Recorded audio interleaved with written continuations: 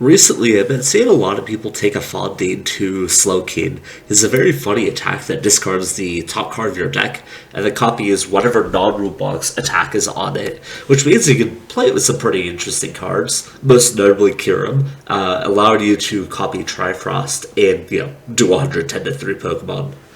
That said, I do think that people are missing out because the list I've mostly been seeing people play are JP Center list, and we do have a few funny cards still in the game, such as the Kyogre and the Crobat here. The Crobat is able to take 3 prizes off your opponent's Budew, and the Kyogre makes for looping it very efficient between putting the Jet Energy and the Psychic Energy back in your hand, while also killing a Squawkabilly, or setting you up to take, 4 prizes off of Fezandipiti, Latias, Lumineon, all those fun bench sitters. So, if you guys enjoyed the video, make sure to like, comment down below, and subscribe. And, enjoy the games. Alrighty, again, start with the first game here. I will also mention that the deck list isn't mine. I did take it from somebody off of Twitter. I'll have a link to that tweet in the description of the video. And if you also check my own Twitter, I'll probably quote retweet it when I advertise the video on there, as I typically do when I steal somebody else's deck list. I did want to talk about this deck's placement and the overall metagame, because I think people are hyping it up a little bit too early. So this is a deck that came out in Japan, and it's doing well in Japan, but I think there's one really big reason as to why the deck has any sort of lagging over there. That's mostly because, one, Regigigas V-Star is rotated out, which means you don't have an easy way to use the Kyurem anymore. Even your alternative ramp engines just aren't good. Lost Box could maybe do it if you committed all your resources onto it, but otherwise it's just not a great way to set up the Kyurem, so being able to copy the attack of the Slowking kind of gives it an exclusive niche. But the other thing is that there's a mana fee, and having a mana fee is really the big important one here, because it actually allows you to basically guarantee that your Trifrost is going to go off.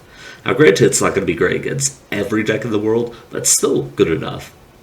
Here, I go ahead and not attach the Psychic Energy. I'm trying to see if I could get some extra value out of the Xatu if I inevitably drew into it, which is why I'm okay, I'll hold on to it. But I really should have attached it, because my Natu only has 50 HP, which is not something I entirely accounted for. Oops, that's a my bad situation.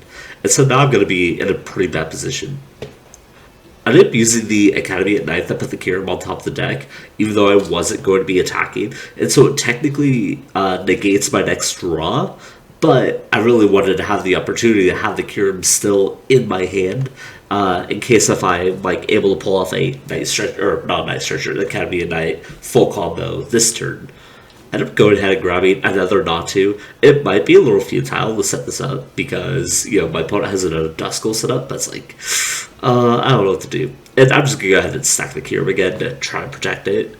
In this situation, I'm not entirely sure if I, should have done that, because my hand doesn't lead to anything else. But, alternatively, using the Academy of the Night kind of tells my opponent that I might have something good in my hand, which incentivizes them that I know anyway, so, it's a win-win.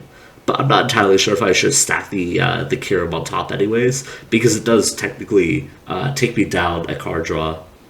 And we're finally going to go ahead and start getting, all our things set up over here. I will be able to grab the Xatu, and unfortunately we're going to have to discard the Kyurem and the Slowking, which is rough.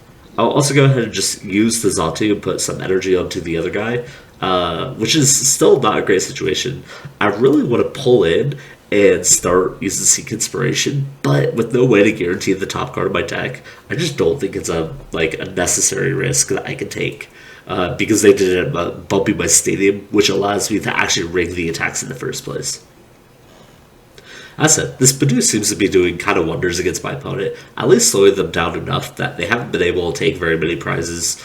Granted, that's all about the change because the Dragon Bolt is finally in play, but we're kind of set up for a pretty good scenario, as I could go ahead and take 2 prizes off the Dragon Bolt, and then all I have to do is make sure that I am able to kill the 3 Pokemon on the bench this turn, which definitely requires me to get a Academy at Night to get everything set up. So I'm going to go ahead and thin out my deck as much as humanly possible, or not. I choose not to grab the Slowking. I'm not entirely sure why I decided to do that.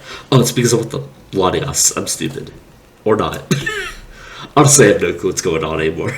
But I do have a Jet Energy, and that much I know. And I could go ahead and just Night Stretcher, or, Irida, and grab some more stuff. I'm not entirely sure what this Irida accomplishes. I think I was just playing it just to simply play it. But it doesn't matter, because I have Academy at night, and I can go ahead and grab the Kyurem and set up for a Trifrost to take out the opponent's full bench. I definitely want to get rid of the Duskull in case that messes like my opponent's ability to manipulate prizes and beat me. So I want that gone, and then killing the Drakloak and the Dreepy with the rescue board makes sense. Leave the Soul Dreepy.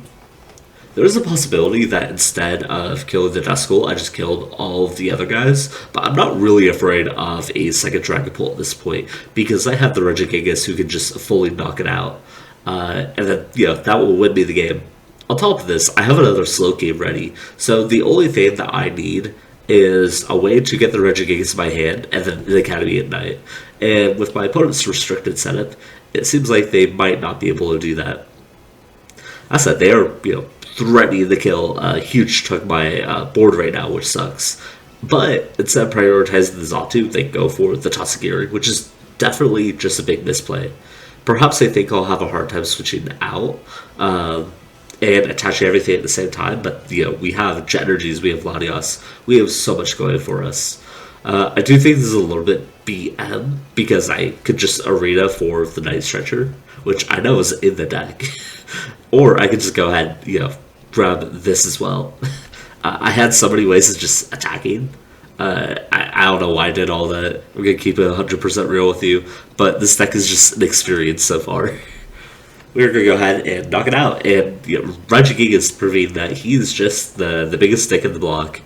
That guy is a prick. But they only print those types of cards when they're kind of done doing something like that. So I, compare it to what's it called? I compare it to like Serena from Silver Tempest. They only printed Serena once all the V Pokemon were going to stop being printed, and so it was good for a little bit because it had the extra flexibility on top of being a boss. But as more as more EX Pokemon got introduced into the game, it kind of became worthless, which really sucks. I learned my lesson last game about being too greedy, so I'm just going to go ahead and attach one of these energies preemptively.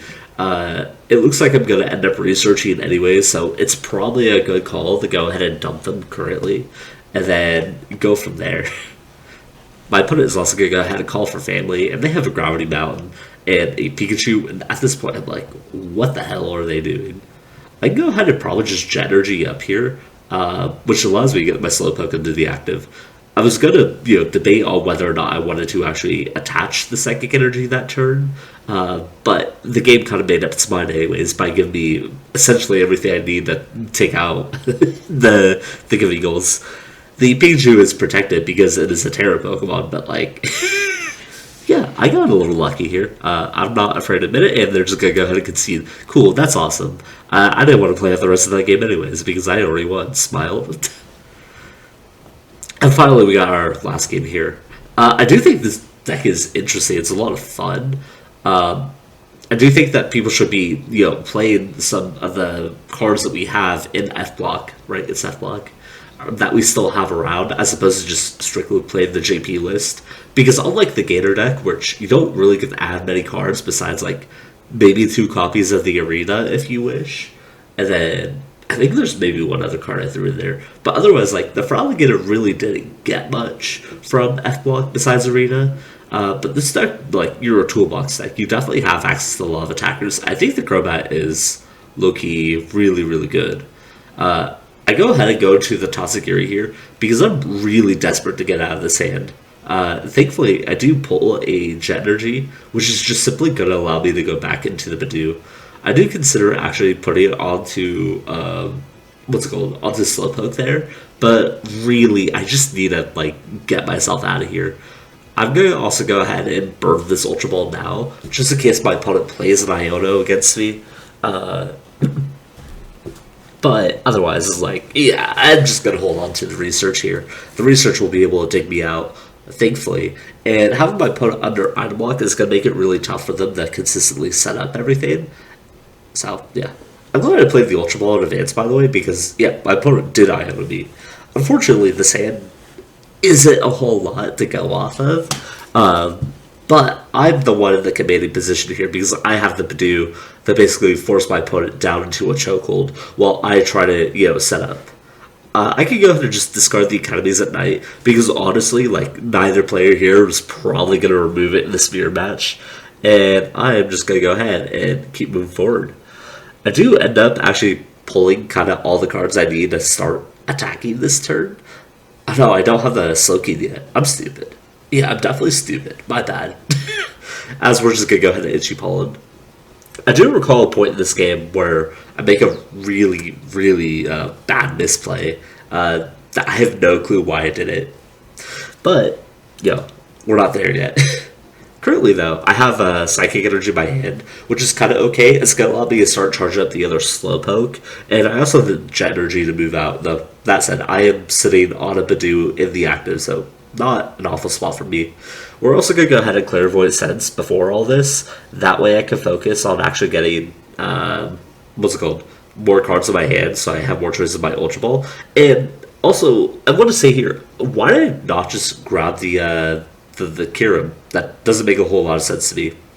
I'm going to go ahead and use one of my Jet Energies here to just go into a Tatsugiri, kind of just because I don't want to attach it to the Slowpoke, and I'd rather get a little bit extra value out of my Tatsu here. But yeah, we can just go ahead and retreat and go into Budew. Now, I think I fucked up here, because if I recall, I actually have attackers in my discard I could have used. So I think I may have made a misplay by going for this and letting my opponent have an even greedier setup. Like, I'm really not that far away from being able to attack with Kyurem, and even just using the what's it called? Oh, why Kyogre? The Kyogre, I'm stupid. Could have helped me out a lot here. Because I could have put the damage onto Latias, for example, and that would let me set it up to kill it with Crobat later. I said, my opponent is going to be the first one to officially attack here, and they're going to whiff it completely. Unfortunately, not having any attackers in their hand, probably from their lack of proper setup. And then I'm going to go ahead and play my Arena without even looking to see what I have available to me. And yeah, not a great look for me. I do have some more cards available to me now, thankfully. I played the max round a bit early. That's just because I want to be able to start drawing cards here. I'll also go ahead and attach it to Tatsugiri just in case. And now, I can go ahead and just try Frost's Field, which I might be stupid. No, I'm not stupid. I thought I made a misplay. I thought I chose not to attack with the Kyurem a lot earlier than I did. But I think this is fine, right? Unless if I had the opportunity to attack with Kyurem before and I just chose not to do it. Yeah, I might just be misremembering things. But if that's the case, you can just pour it out in the comment section and tell me how I'm fucking wrong about how I could have done Kyurem attack way earlier. But even then, let's just say I did miss the attack. There is an upside to playing a little bit greedier because now I have my full board state set up and I'm way more established while my opponent was under item lock and struggling to get everything pieced together. So this is just a really good sign for me and for things to go forward. And now I do have one minor issue is that I've used 2 of my Jet Energies already, which means I'm kind of restricted on my Jet Energy usage. And I'd like to not be, obviously, because the Jet Energies are really crucial for actually getting my Slowkings out of the active if I need to move them out for any particular reason. And one reason might be if I'm using Crabominable's attack, because I do believe it says you can't repeat that effect. I could be wrong, because I know Slowking can recopy Cavern Tackle. Oh, also, this sucks, because I can't play my Night Stretchers now. Thankfully, I have every attacker available in my hand, and I can just go ahead and stack the Crobat and take 3 prizes. My opponent's got to concede before they allow me to do that, though, and that is also going to be the video. So if you guys enjoyed it, make sure to like, comment down below, and subscribe, and I'll see you guys